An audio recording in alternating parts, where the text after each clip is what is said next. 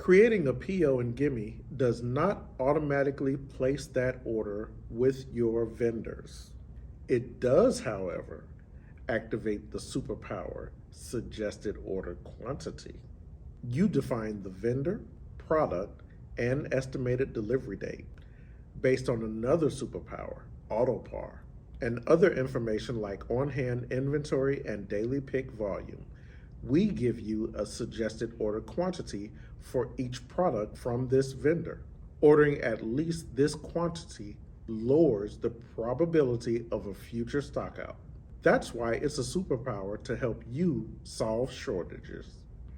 Creating a PO in Gimme has other advantages. It allows us to predict if you are likely to run out of this product at the warehouse before the delivery arrives. When you enter a PO and a receipt, we calculate your order fill rate. Order fill rate is the variance between what you ordered and what they delivered. This metric can help guide future order decisions and lower the probability of a future stockout. It makes it faster and easier to complete a receipt later when the order is fulfilled. And AutoPAR feeds directly into your second superpower, suggested order quantity. It uses AutoPAR, your real-time on-hand inventory, and the estimated delivery date of your next order to calculate the number of each product to order. When you overorder, capital is unnecessarily tied up in inventory. Obviously, underordering results in product shortages and stockouts. It takes out all the guesswork and saves your purchasing manager a ton of time. It's a data-driven answer and without having to run any reports first. Suggested order quantity is your second superpower to solve shortages.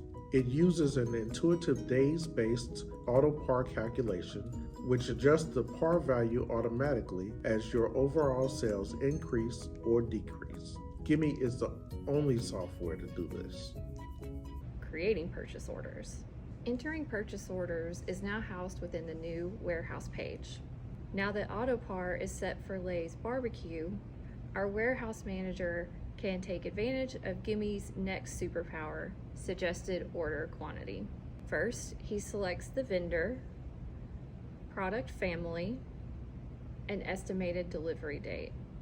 Let's say today is Thursday and we're ordering for Monday.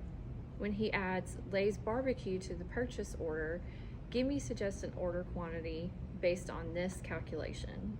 No longer does the warehouse manager have to spend time running reports and rely on his gut to know what to order. Once he sets up AutoPAR and the estimated delivery date, Gimme already knows the on-hand inventory and the daily pick volume, so the rest of the math is automatically done for him. Suggested order quantity also allows the warehouse manager to create purchase orders from anywhere, even away from the warehouse, because numbers like on-hand inventory are already there. In another scenario, we'll cover the tools of how to accurately capture your warehouse inventory. But back to purchase orders. He can even train someone else to draft or create purchase orders for him, which saves the warehouse manager even more time. In this case, Gimme is suggesting to order 90 cases of Lay's barbecue chips from Vistar. That's 3 pallets worth, to arrive on Monday. Based on the warehouse manager's intuition and thoughts after walking the warehouse, he agrees that this is an accurate amount to order. As he completes the rest of his order, the suggested order quantity shows automatically for all of Vistar's products. He's feeling relieved that he has saved time and he can rely on a sophisticated calculation to avoid stockouts within the warehouse. Another topic we discussed was transferring products from one warehouse to another. Now, he can manage all transfers from a consolidated warehouse page. In this scenario, after creating an order with Vistar, he receives a call from the secondary warehouse manager requesting 12 cases of Dr. Pepper. The secondary warehouse manager noticed that the main warehouse had enough on hand to last until their next delivery by viewing the product page. The main warehouse manager is able to confirm the same by again viewing the product page. He navigates to the Transfers tab it initiates an instant transfer to the secondary warehouse for 12 cases of Dr. Pepper. This automatically updates inventory quantities in both the main and the secondary warehouse. The warehouse manager and I also discussed inventorying a warehouse. They scheduled theirs monthly. It's usually a long and grueling process because the operation's put on pause until the inventory is complete. There are multiple team members counting individual sections within the warehouse. They are trying to make sure they don't count the same product and overwrite each other.